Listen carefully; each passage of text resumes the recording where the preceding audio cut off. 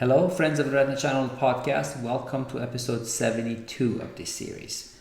I'm your host, Dr. Kevon Kushan, and today we'll be talking about a uveitis study called the MERIT trial. MERIT trial investigated the effect of intravitreal dexamethasone, which is the standard of care as an intravitreal steroid, or intravitreal ranibizumab, or intravitreal methotrexate for the treatment of persistent macular edema in spite of control of uveitis in patients with minimally active or inactive uveitis. So these are patients who had control of the uveitis, but they had persistent macular edema affecting their vision. We have two guests. The first author of the study is Dr. Nisha Acharya.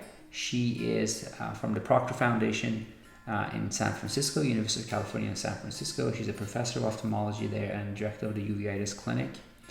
And the principal investigator of the study of the MERIT trial, Dr. Douglas Japps from Johns Hopkins University, and he's a professor of epidemiology and professor of ophthalmology at Johns Hopkins. I'm very privileged to have both of these distinguished guests on the podcast today, and I personally learned a lot from them and enjoyed reading the MERIT trial. And I hope this brings you value and you learn from this study as well. Well, without further ado, let's listen and watch these two wonderful speakers teach us about the MERIT trial. Hello, Dr. Japps. Hello, how are you? Dr. Acharya, how are you? Hi, hello. Welcome to the Retina Channel podcast. Thank you for having us. Well, I appreciate you, both of you, giving me your time. Busy days, busy schedule. Dr. Acharya, I know it's probably middle of your clinic in the West Coast. So it's a pleasure to really speak to both of you and talk about the MERIT trial. We're excited to be here and to talk about it. Fantastic. Yeah, having us. So before we start, I want to give our audience a bit of background about you and correct me if I'm wrong, just so people know who you're talking to. If that's okay, I start with Dr. Acharya first. You're based in the West Coast, University of California, San Francisco. You're a professor at the Proctor Foundation in the uveitis and ocular inflammatory diseases. You're the director of the Uveitis Fellowship in the Proctor, if I'm not mistaken. Yeah, I've actually passed that role on. I want to acknowledge I'm director of the clinic. And I was fellowship director for a long time, but Dr. John Gonzalez is the fellowship director which is great. He's a extremely dedicated teacher. So fantastic. But you've done a lot of research yourself primarily in the field of uveitis, and you've done most of your education in the West Coast, except your residency in Harvard. But yes, you've done your medical school out West, and also your uveitis and cornea fellowship at the Proctor Foundation. So it's a pleasure really to have you on board. And then I'm passing to Dr. Japps. Dr. Japps, you're primarily based at Hopkins, and you're a professor of Department of Ophthalmology. Your primary appointment is at the School of Public Health. You're a professor cross-appointment ophthalmology, public health, and you have done a lot of research in the areas of ocular immunology, uveitis, the MERIT trial, obviously, that we're going to talk about, but some of the major uveitis studies you also on your belt. I'm not sure how much collaboration too you have done. I assume a lot, but ADVICE trial, the POINT trial, those are all major, really pivotal studies. So congratulations on being so active and influential in our field. It's a really pleasure to have you on board as well. Well, thank you very much. And thanks for the kind introduction. It's my pleasure. So the MERIT trial, just for listeners to know, I'm going to give them a brief overview. It's a study that was done in the middle of COVID. And so you looked at about 200 or so patients who all had either inactive, under control, or minimally active uveitis. It could be anterior, intermediate, panuveitis, postuveitis, some kind of uveitis with secondary macular edema. And they had some kind of treatment for that before, at least one steroid injection before that. And you were wondering if alternative treatments with methotrexate intravitreally or Lucentis intravitreally would change the course, would do better than the standard of care, which is primarily intravitreal steroids or Ozurdex in this case. So you had 3 arms, one at Ozurdex, and one was Methotrexate, and one was Lucentis.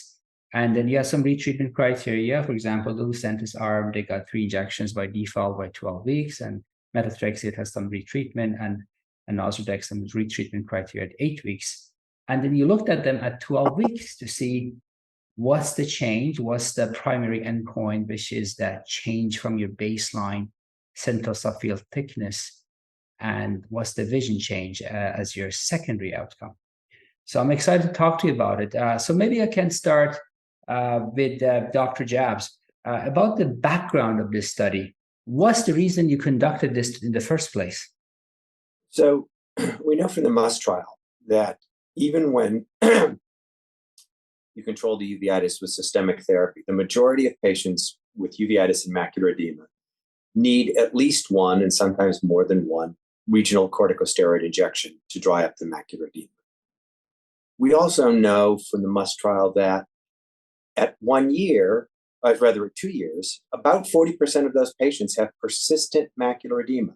In other words, it might be improved, but it hasn't gone away. And then even if you can make the edema go away, we know about 40% relapse. So there's a huge problem with persistent macular edema and with relapsed macular edema. We know from some pilot data beforehand that a second corticosteroid injection often works better or adds to the effect of a first corticosteroid injection. So that might have been a reasonable approach. We know that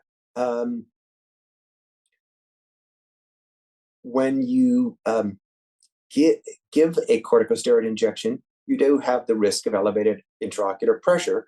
So finding treatments that didn't have the same risk might be advantageous.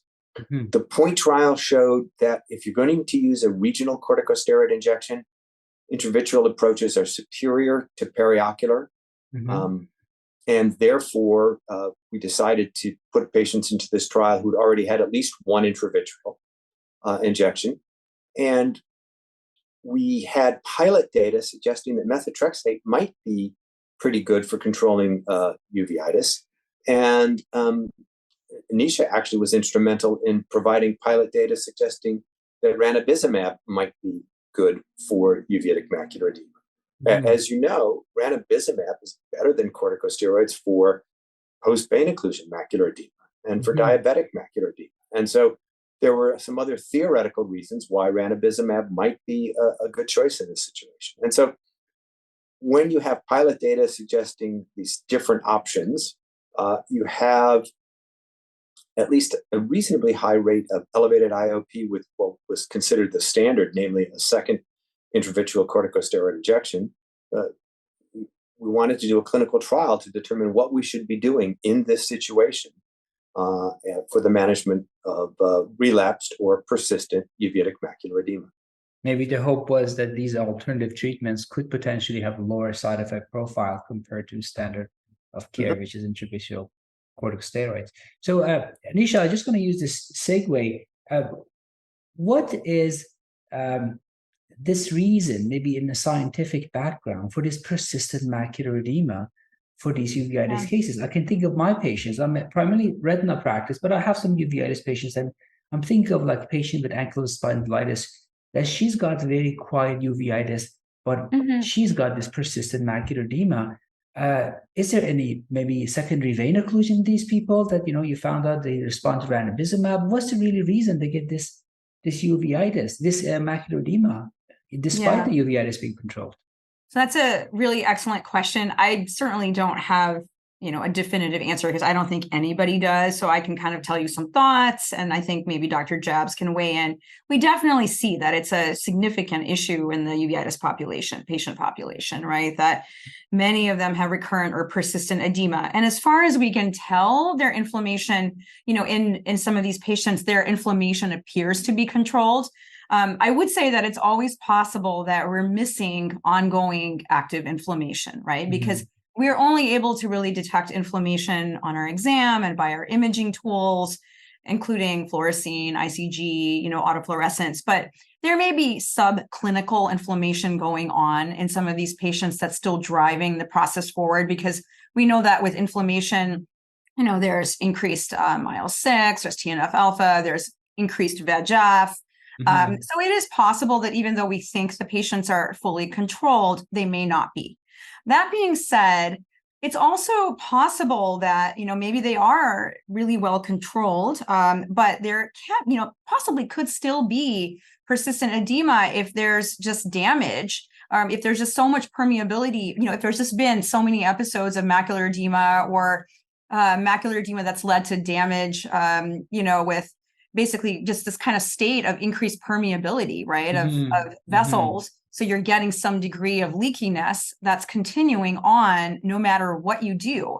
That is, a possibility, right? Because we do see in some patients that they have, they just, they seem to be well controlled. So I don't know that we really know this. We do think that patients respond to treatment.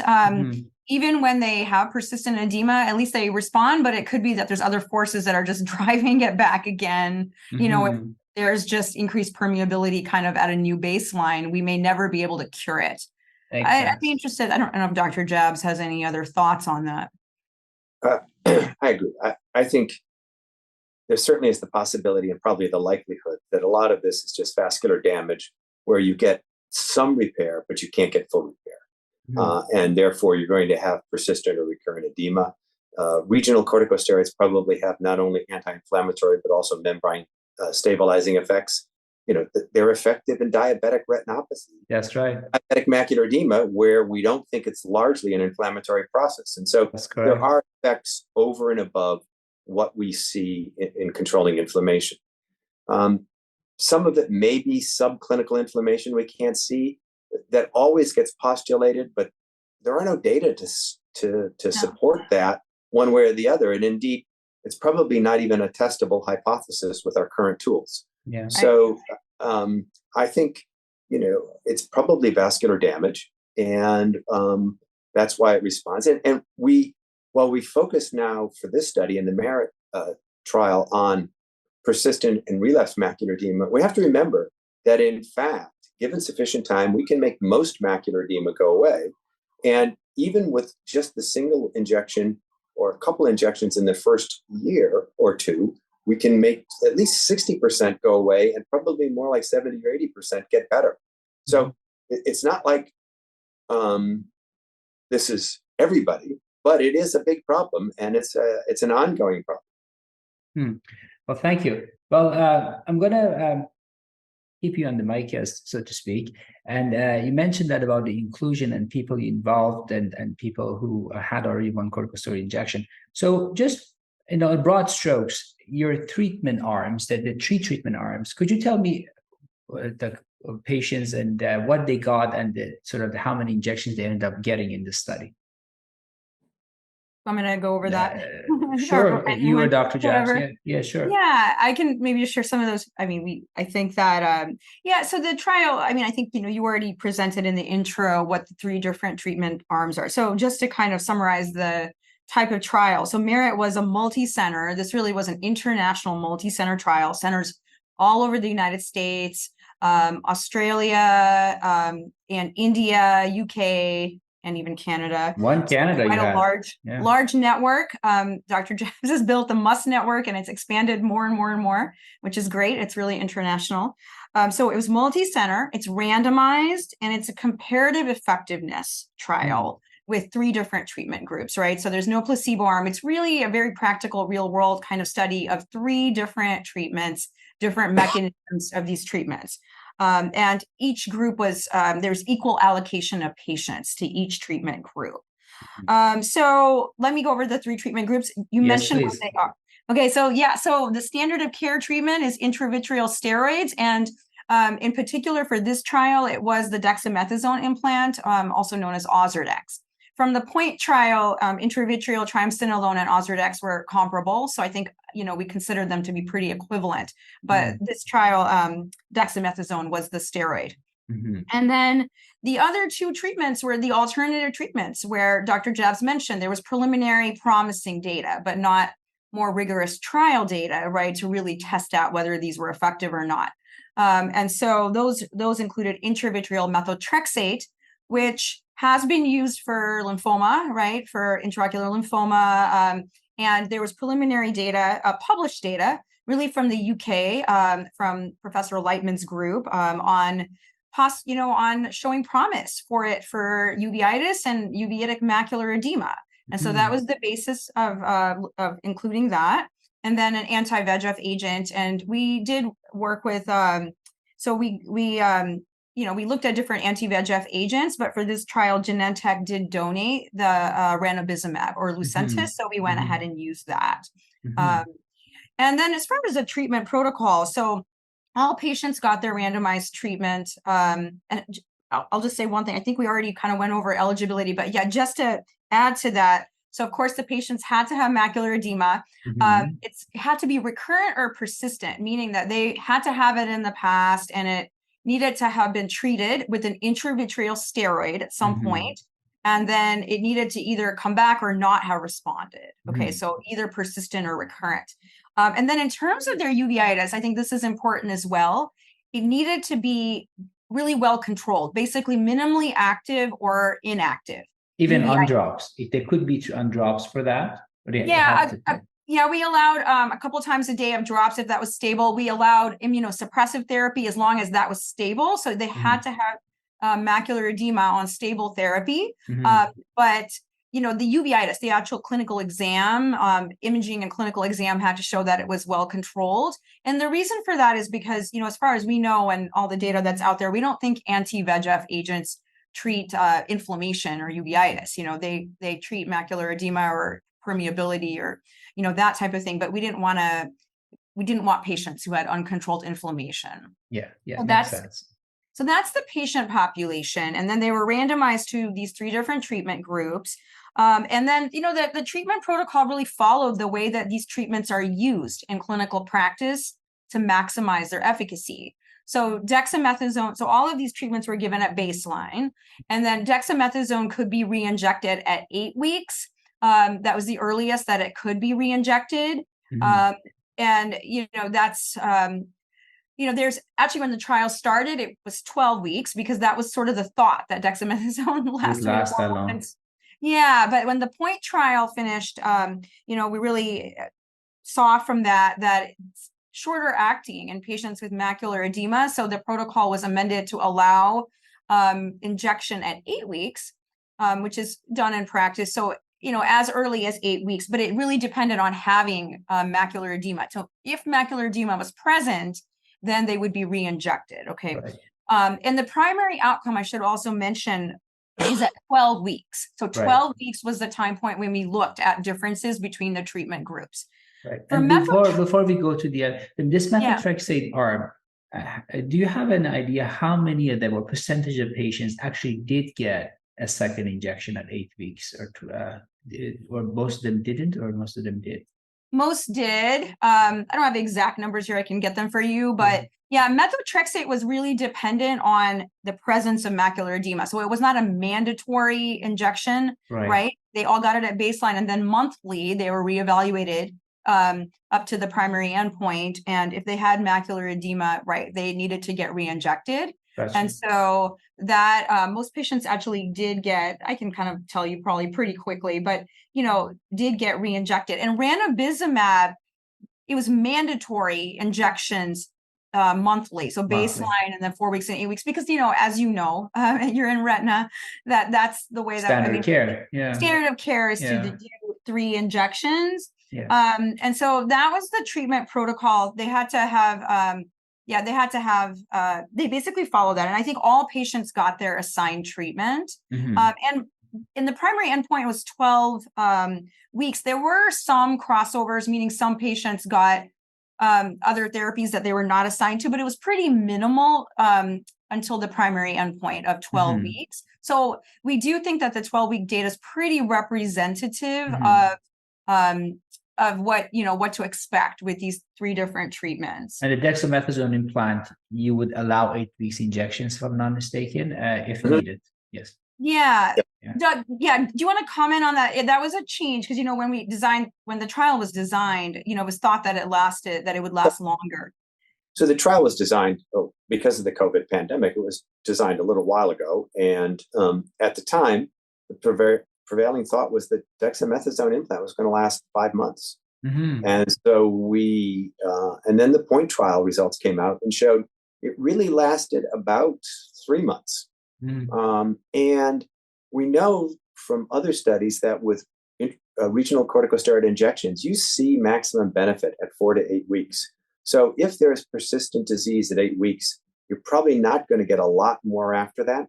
So we allowed re-injection at 8 weeks instead of 12 for the study. I love your graph and the article that shows after 8 weeks, you actually start to go down in terms of efficacy for dexamethasone implant. And I didn't know that. And you think it's 3 months, but really 8 weeks is the peak of it.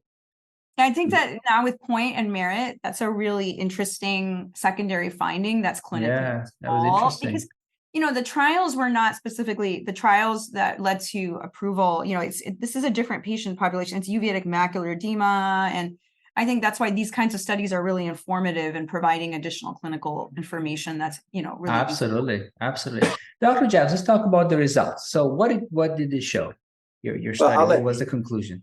So I'm going to let Nisha present the results, and I'll take the interpretation of the results. Absolutely. I'll go back to you. Dr. Jabs can give you kind of that big picture. I think. Yeah, I love that. We'll go back to it. That's a little complicated. Take-home message. We'll learn about take-home message. Yeah. He's really great with big picture stuff.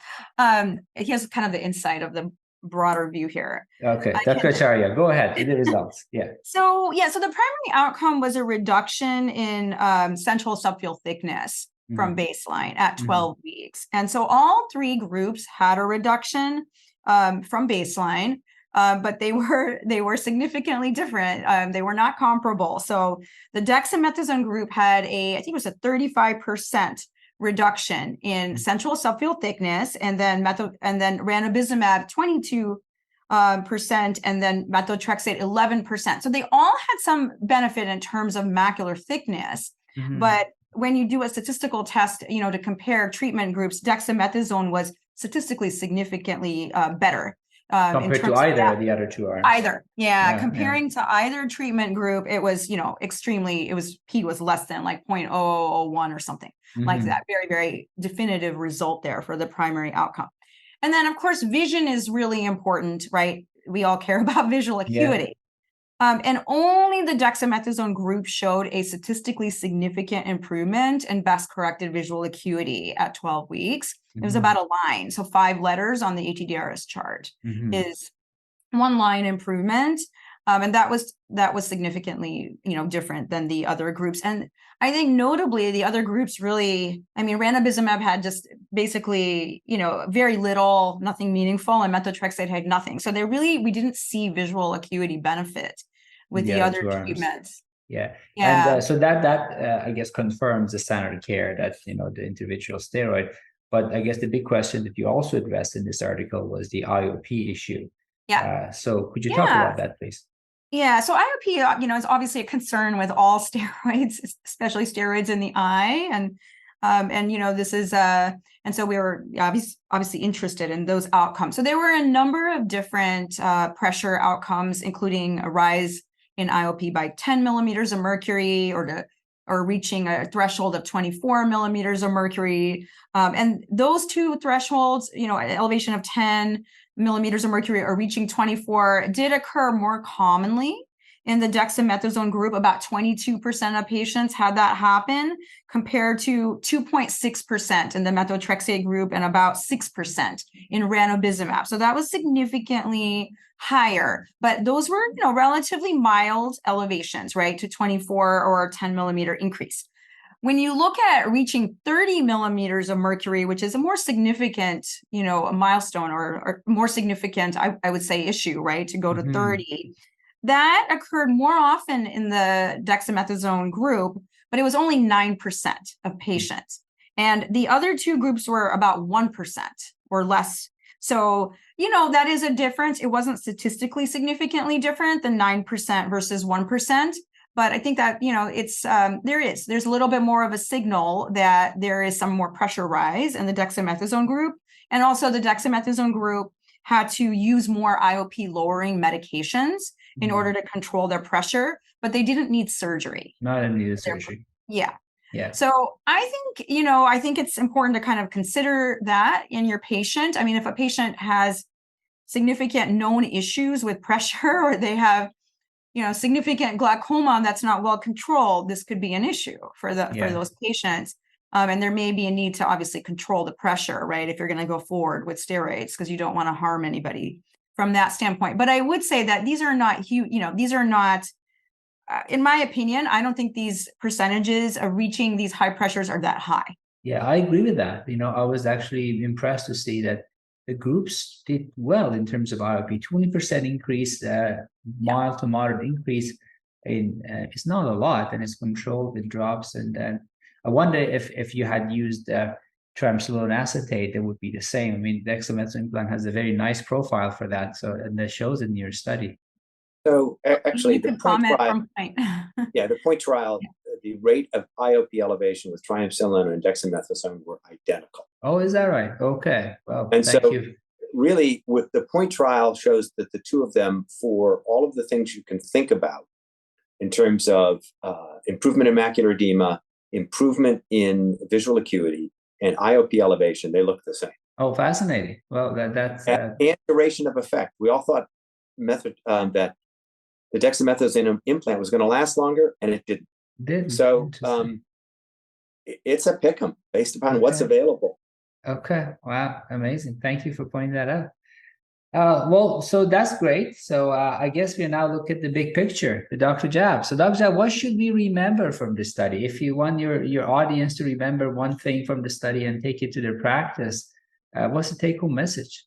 Well, the take-home message is that if you have given an intravitreal corticosteroid injection for macular edema, and it's either persistent, doesn't resolve, or it comes back, you should give another corticosteroid injection. The other two treatments did not improve visual acuity at all. Methotrexate barely had any improvement in the macular edema, and ranibizumab had some, but with no improvement in acuity. So I think the other two, really, there's no evidence to suggest we should be using the other treatments at this time. Mm-hmm. The elevations of intraocular pressure, obviously we'd like to see fewer, but they were largely manageable. And surprisingly, or interestingly, they were consistent with what we saw in point. So we have two sets of studies showing that somewhere between about 30% overall, when you average the two studies, will get some mild elevation, and less than 10% get a big time elevation. Wonderful. Well, this is very informative. I personally learned a lot from this study. Thank you for doing it. I think about like a perfect poster child patient I have, and I'll be giving her dexamethasone implant like every 3 months for at least like 2 years. And I just always wondered, is there anything else to be done, Mm-hmm. And thankfully her pressures are controlled, but she's obviously pseudophakic by now, like most of your study patients in the MERIT trial. But it's good to know. And this is just, I know we're running out of time. Have you noticed in your patient population, did the systemic control of uveitis with these anti-inflammatory agents, did that make a difference in who needs what, or how frequent they need the local control? But there are some data actually out of the UK, out of Moorfields Eye Hospital, and they did a regional intravitreal corticosteroid injection for uveitic macular edema without concomitant systemic therapy. And at a year, they had about 100% relapse rate, very quick. And then they did a study where they used intravitreal corticosteroids and in patients who were on systemic therapy for their uveitic macular edema.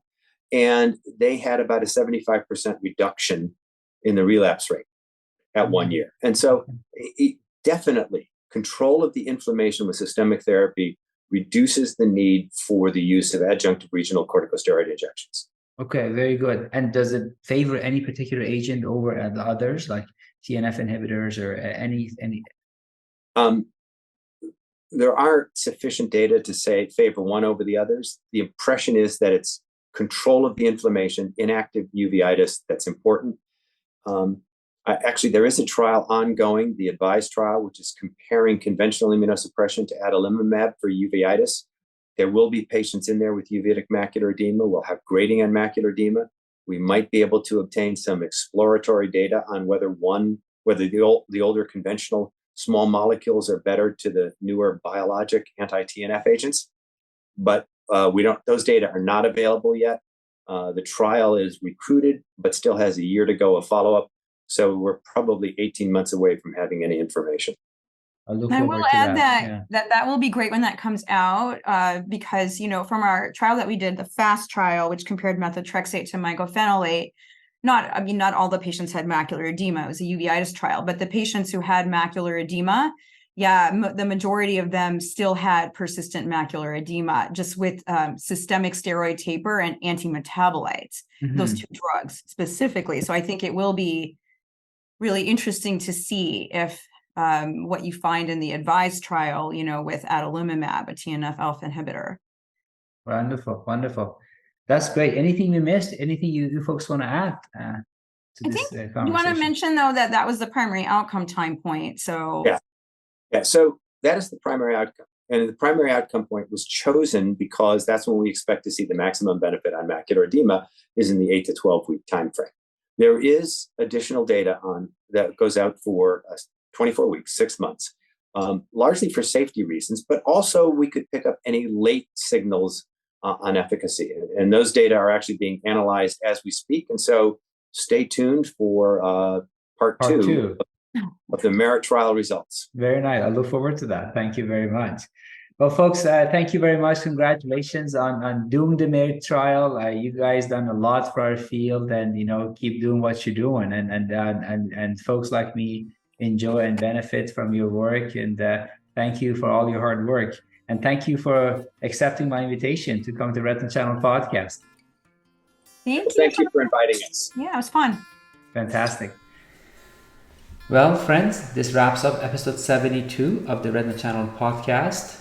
I hope you learned from it and you enjoyed it. I personally learned from it, and I want to thank Dr. Jabs and Dr. Acharya for coming on the show and giving us their valuable and precious time to teach us about their study. I wish them well, and I wish them more success in publishing this new studies. A bit of a heads up about our next episode is going to be a surgical retina episode on the 10-year outcome of retinal surgery because of retinal dialysis, a retinal detachment due to retinal dialysis, a 10-year study by Dr. Rohowitz, London Rohowitz from Bascom Palmer Eye Institute in Miami. He's going to be talking about this study on behalf of their group. I look forward to that, and until then, I wish you all well, take care, and we'll talk later.